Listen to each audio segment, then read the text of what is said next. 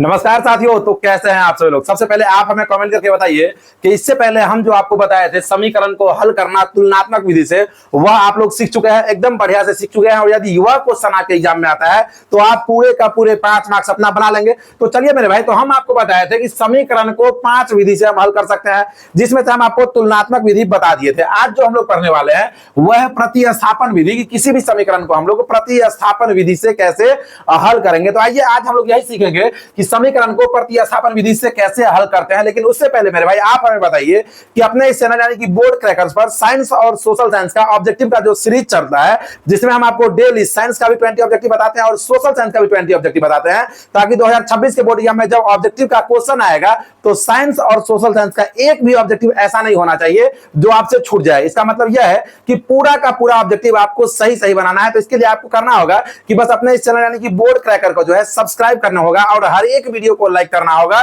ताकि हमें यह पता चल सके कि आप टोटल वीडियो को देखते हैं। तो आइए आज हम लोग जो है इस समीकरण को, जो कि है 8x + 5y = 9 और 3x + 2y = 4, इसे प्रतिस्थापन विधि से हल करते हैं। तो सबसे पहले हम क्या करेंगे कि यहां पे हम देख रहे हैं कि दो समीकरण दिया हुआ है। तो जब समीकरण दो दिया हुआ है तो हम क्या करेंगे, एगो को समीकरण फर्स्ट मान लेंगे और एगो को समीकरण सेकंड मान लेंगे। तो यहां पे देखिए, ये वाला जो समीकरण है इसको हम फर्स्ट मानते हैं और ये वाला जो समीकरण है इसको हम समीकरण सेकंड मानते हैं। तो यहां पे देखिए, ये वाला समीकरण क्या है भाई, तो समीकरण है 8x + 5y = 9, इसे हम मान लेते हैं समीकरण फर्स्ट।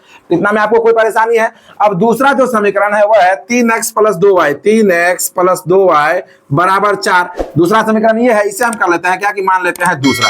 तो जो पहला समीकरण था उसे हम लोग समीकरण फर्स्ट मान लिए और जो दूसरा समीकरण था उसे हम लोग समीकरण सेकंड मान लिया। अब जरा देखिएगा मेरे भाई कि हम लोग जो इस समीकरण को हल कर रहे हैं तो हल कर रहे हैं प्रतिस्थापन विधि से। तो जरा इसका आप अर्थ समझिए कि प्रतिस्थापन का क्या अर्थ है। ठीक है ना, देखिए यहाँ पे कि प्रतिस्थापन क्या है। तो देखिए, प्रति का मतलब होता है एक, ठीक है ना, और स्थापन मतलब कि स्थापना करना। स्थापन मतलब कि स्थापना करना, यानी कि प्रतिस्थापन का अर्थ है कि एगो का मान जब हम दूसरा में स्थापित करके मान समीकरण को सॉल्व करेंगे तो वही जो विधि होगा वह प्रतिस्थापन विधि होगा। इसका मतलब यह हुआ कि यहाँ पे जो दो समीकरण दिया हुआ है इसमें हम किसी एक को स्वतंत्र कर लेंगे, चाहे समीकरण फर्स्ट में x को स्वतंत्र करेंगे या नहीं तो समीकरण सेकंड में x को स्वतंत्र करेंगे, या नहीं तो समीकरण फर्स्ट में y को स्वतंत्र करेंगे, या नहीं तो समीकरण सेकंड में y को स्वतंत्र करेंगे। तो हम लोग करते क्या है कि सबसे पहले जो समीकरण फर्स्ट है 8x + 5y = 9, इसमें हम लोग x को स्वतंत्र कर लेते हैं और इसी का मान इसमें पुट कर देंगे तो आंसर हमारा निकल जाएगा।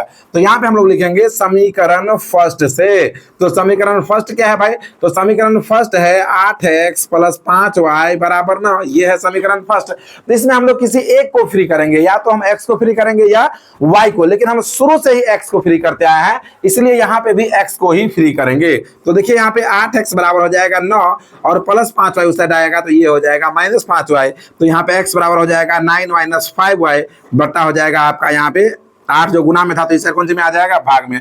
अब हम क्या करेंगे कि ये वाला जो मान है, ये वाला जो समीकरण निकला, इसको हम लोग समीकरण 3 मान लेंगे। अब जरा देखिएगा यहाँ पे कि जब ये मान x का ये मान हम इसमें पुट कर देंगे समीकरण सेकंड में, तो y का मान, x का मान जो है वह, y का मान जो है वह ऑटोमेटिक निकल जाएगा। तो यहाँ पे देखिए समीकरण सेकंड में हम लोग आते हैं और ये वाला मान इसमें रखते हैं। तो हम लिखेंगे कि समीकरण सेकंड सेकंड क्या है, तो समीकरण सेकंड में x बराबर 9 - 5y/8 रखने पर, ठीक है ना, रखने पर। अब समीकरण सेकंड क्या है, तो समीकरण सेकंड है 3x + 2y = है आपका यहाँ पे 4। यहाँ पे आप मान बैठाइए x का। तो देखिए यहाँ पे 3 गुना x का मान है 9 - 5y बट्टा 8, ठीक है ना, बट्टा 8 + 2y बराबर हो जाएगा आपका यहाँ पे 4। इसी को आपको हल करना है, ठीक है। तो यहाँ पे देखिए आ गया 3 गुने 9 - 5y बट्टा 8 + 2y बराबर आ गया 4।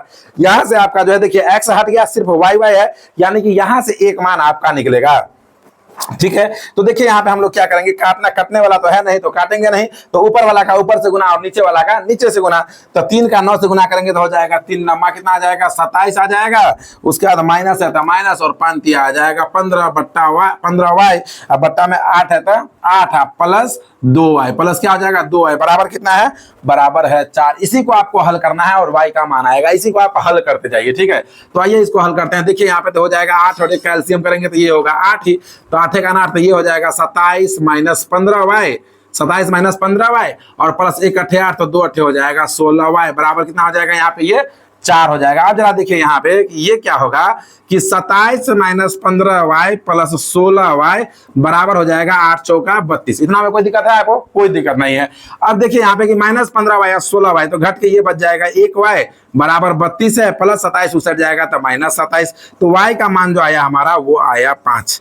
अब देखिए इसी को हम लोग प्रतिस्थापन विधि बोलते हैं कि समीकरण फर्स्ट में हम क्या किए कि x को फ्री कर लिए और ये जो मान है इसको हम समीकरण सेकंड में स्थापित कर दिया। इसीलिए तो प्रतिस्थापन है कि एक का मान दूसरे में स्थापित कर देते हैं। तो y का मान निकल गया। अब ये बड़ा मान जब आप समीकरण 3 में रखेंगे तो x का भी मान निकल जाएगा।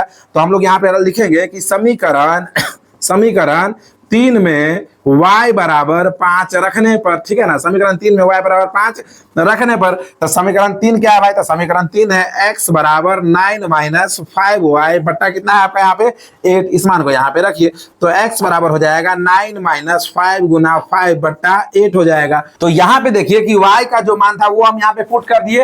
अब आगे आइए, देखिए आगे आते हैं यहाँ पे तो x इज इक्वल टू हो जाएगा 9 माइनस 5 इंटू 5 है तो ये हो जाएगा 25। अब बट्टा में है 8 तो यहाँ पे देखिए अब क्या आ जाएगा कि ये आ जाएगा 9 माइनस जब 25 में से 9 जाएगा तो ये आ जाएगा माइनस 16। कितना आ जाएगा? माइनस 16 बट्टा 8 और ये कट के आ जाएगा माइनस 2। यानी कि आपका x का जो मान आया वो आया माइनस 2 और y का जो मान है वो आया 5। तो ये समीकरण बन के तैयार है मेरे भाई। और यदि आपको चेक करना है कि यह जो आंसर आया है यह सही है या गलत, तो ये वाला जो मान है x का मान -2 और y का मान 5, इसको इस दोनों समीकरण में से किसी एक में रखिए और जो बराबर में है वो आ गया तो सही है और नहीं आया तो गलत है। यहाँ पे देखिए आप जैसे ये वाला मान है x का मान -2 और y का मान 5, यहाँ पे रखते हैं तो 8 गुने -2 तो -16 हो जाएगा और 5 25, 25 में से 16 जाएगा 9। देखिए आ रहा है ना।